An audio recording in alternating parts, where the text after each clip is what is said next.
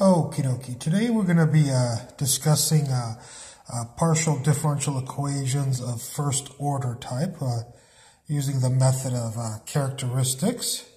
Some will be homogeneous and some will not be homogeneous. We'll start off with homogeneous ones.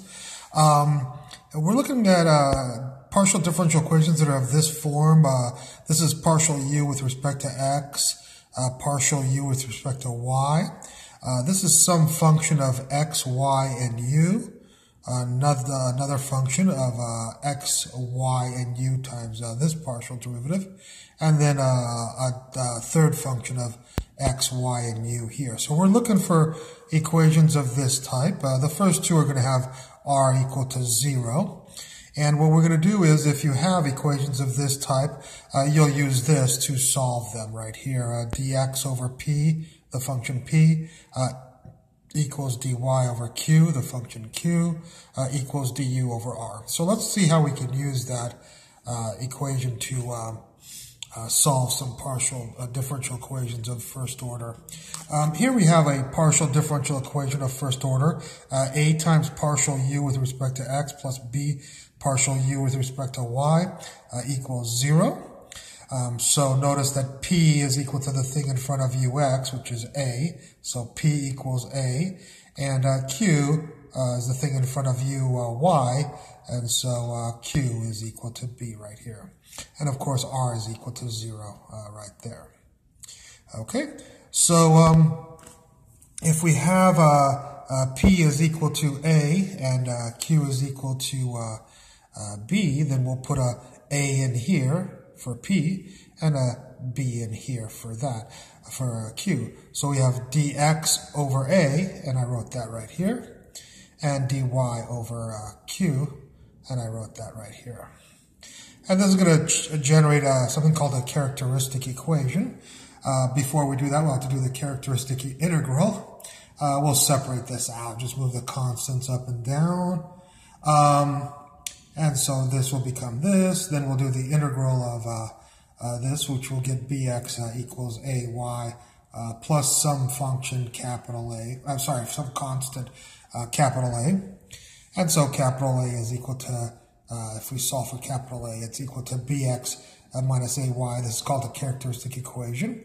And so we get our solution, u, of the partial differential equation, is equal to some arbitrary function f bx minus a of bx minus ay. So an example of a function like that would be a natural log of bx minus ay. That would be one example of a solution. How do we figure out f? We'll have to look at the boundary conditions that are given with this partial differential equation. We will not be discussing boundary conditions in this lecture. I'll do that in another lecture, depending on how popular this lecture is. And so we're just going to be solving the general solution to first order partial differential equations. Let's take a look at another example. Example number 2 here. And if we look at this example, now we're not going to have constants. We will have functions of x's and y's this time. So partial ux means p is equal to y, q equals negative x.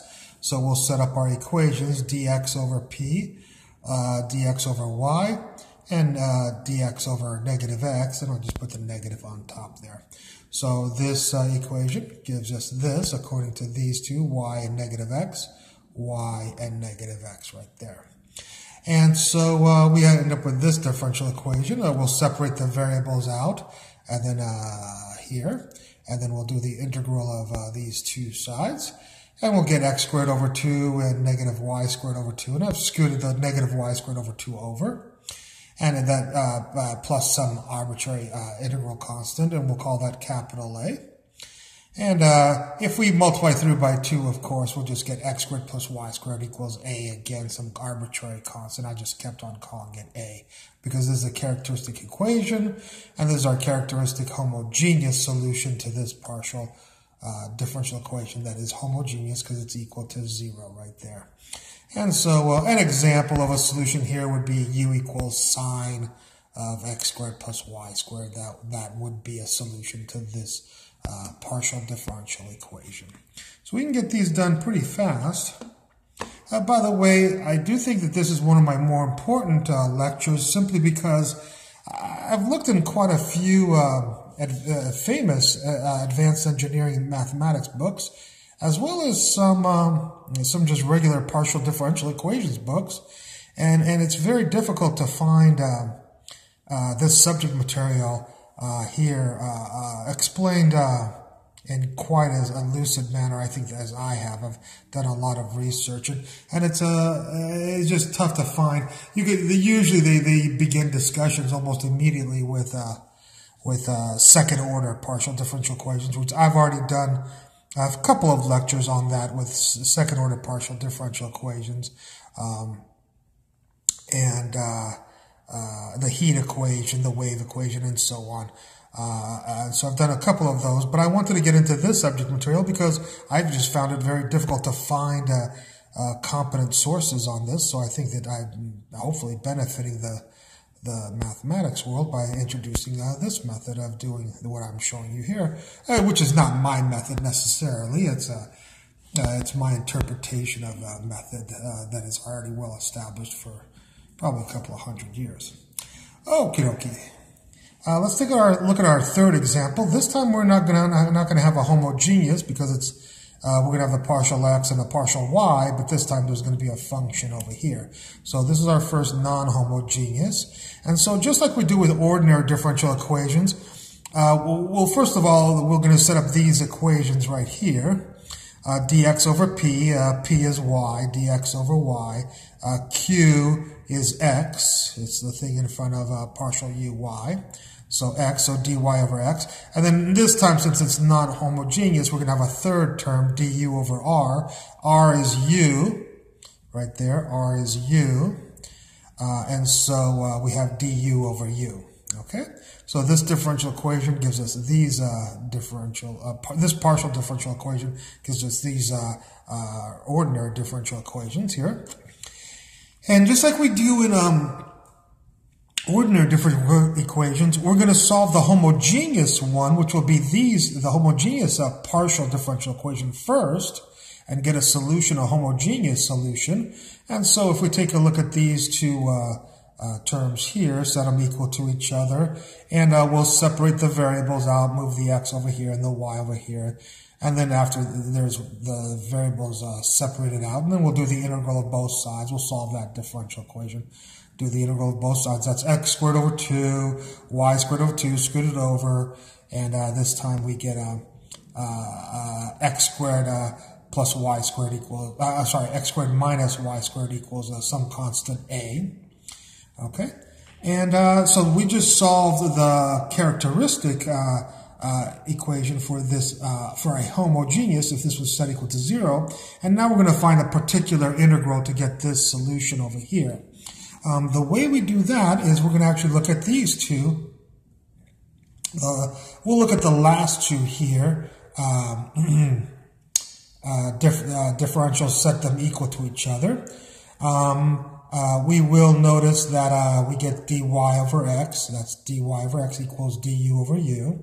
The problem is we have differential variables of u and y, so we don't really like this x. And we're going to find a substitution for that x right here in this equation by solving this equation for x, our homogeneous solution for x, and taking that and plugging it right in here. So I've done that right here. So you have dy, dy over x, which is the square root of a squared plus y squared. And here I just left this alone, du over u. We'll do the integral of both sides. And when you do this integral, it's a little bit complicated. It will be the natural log of the square root. This is the integral of 1 over the square root of a squared plus y squared.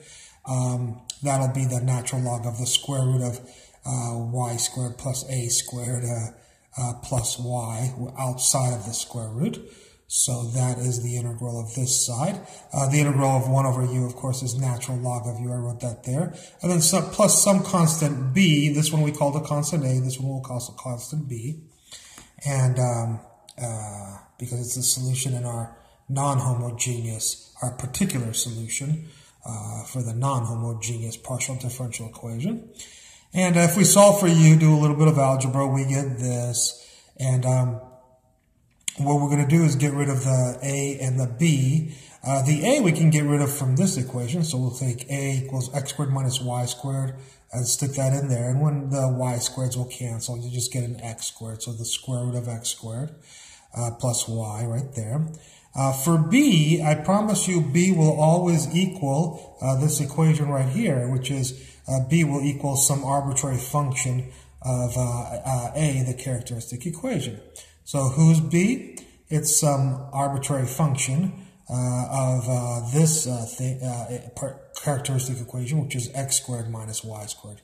So there's our arbitrary function, like sine of x squared minus y squared, or natural log of x squared minus y squared, again dictated by the boundary conditions that we have not given for this partial differential equation, but other people will. And then the square root of x squared is x plus and y. So this becomes this, b becomes this, and this is our solution. U equals x plus y, some arbitrary function of x squared minus y squared. Alrighty, let's take a look at we're going to do quite a few examples just to get you a really good taste of this subject material. Just for reference for myself, this is example 4. Here's our partial differential equation. Again, it's non-homogeneous. It's not equal to 0. So we'll take these two first and solve these two, and we'll write those out like that. I'll go through this very quickly. This, we've already seen before, becomes this. And now, that's our homogeneous characteristic equation. And now we're going to do our particular integral. And so we'll take this one and this one, or you could take this one and this one. Here it will be easier if you take these two, though, because this is a much easier differential equation to solve, mainly because the x's will cancel, and you can separate the variables, do the integrals. You'll get this. We'll just solve for u squared here, not necessarily u. So the integral of this is cy, the integral of this is u squared over 2, plus some arbitrary, we're going to say b, because this one's capital A, so we're going to call this capital B for the arbitrary constant here. And so if we solve this, we get u squared minus 2cy plus b, so we get u squared equals 2cy plus b, I told you, is always some arbitrary function f of the characteristic a, which is x squared minus y squared. So this b is this arbitrary function. So an example of the solution to this differential equation is u squared equals 2cy plus sine of x squared minus y squared, or tangent of x squared minus y squared, or natural log of this, or square root of this, or x squared minus y squared cubed, and so on. There's multiple different possible solutions. Let's take a look at this interesting differential equation. These are back to constants, but it's not homogeneous. It's not equal to 0. So we get these three differential equations here. Again, we'll take the first two. This is very, very algorithmic. You take the first two and solve your homogeneous, which is going to give you this solution. Our a is equal to bx minus ay. And then we're going to take we'll take the last two. That's fine. Of course, you could take any two with three terms like this. If you take any two permutations, that will cover bases as far as solutions are concerned. So we'll take these two, and there they are, those two right there. And I just scooted the constants on top just to make it easier. So this becomes this. Do the integral. This becomes this. Solve for u. This becomes this with algebra. This becomes this with calculus. So there's our algebra, and we're pretty much close to the solution. We'll have, this is all fine. U equals c over b. Those are the original c and b's here. Y plus 1 over b is right there. And then I told you capital B is always f of whoever Mr. A was. So f of bx minus ay right there. So f could be sine of it and cosine and so on. Let's take a look at this interesting partial differential equation. So we're getting done in about a couple of minutes, and we get to go faster and faster, of course, as we go along. dx over x, dy over y, du over u, non-homogeneous. We'll take the first two, the dx and dy, and bring them over here. We'll go ahead and integrate. We get this. Algebra, this becomes this. Solve for a, we get this. Then we'll take we took the last two here, and we got this. Integrate, we get this. After, we integrate this to get this. Algebra, this becomes this. Solve for u here, so we get u equals, it's y over b. It doesn't matter because b is an arbitrary constant. So even though b goes on the bottom, you can put it back on top. Whether it's 1/7 or 7, doesn't matter because b is some arbitrary constant. And the constant that it is b is always, here's the u here. Here's the y right there. And b is always f of a, where a is equal to x over y. So this is our solution to this partial differential equation. And a possible solution is y equals cosine of x over y. Or u equals, I meant u equals y times cosine of x over y. Or u equals y natural log of x over y. And so on. We can get many different solutions, all guided by the boundary conditions that are given in the original equation, which we're not giving, of course. We're not going to cover in this thing. So here's another one. Here's another equation we have, x minus a ux, y minus b uy equals u minus c here. And so I've already put them all in order, dx over p, dy over q, du over r, and so on, like we've done a million times already in this lecture. We'll take the first two and integrate, get this. Algebra, this becomes this. Then we'll take the second two and get this. I know I'm always using the second two, but you could have taken, as long as you take any other two than these two, so you could have taken the first and the third and made an equation that would have been solvable. Sometimes though you have to take these two, or you have to take these two according to how the variables are, but in this case either one would be fine. So if you take the last two equations, you get this. Integrate both sides, you get this. Do the algebra on this, you get this. I just solved for u minus c, but you can scoot the c over. But u minus c is 1 over capital B, y minus b. So here's y minus b right there. And 1 over an arbitrary constant is just an arbitrary constant. And b is equal to f of a, which was x minus a over y minus b. So f of x minus a, y minus b. This is the solution, u, of course. So you can scoot over to make it plus c if you like. That would be fine. So this is the general solution to this. There. All right, let's take a look at this example here. We're on our 8th problem, believe it or not, in 18 minutes. It's not bad. That's almost about 2.5 minutes a problem to solve a partial differential equation. That's not bad. This is P, this is Q, and this is R as usual. So we have dx over P, dx over this, dx over this, dy over this. We'll separate the u's, we'll cancel, separate the variables, and we'll get this. Then we'll do the integral of this, will give us this, like we've done this quite a few times already. Okay, then we'll take the last two, which, I'm sorry, I didn't write out the other one right here. So the other one, of course, will be du over xy. There you go. So there's our three things, dx over p, dy over q, and du over r right there.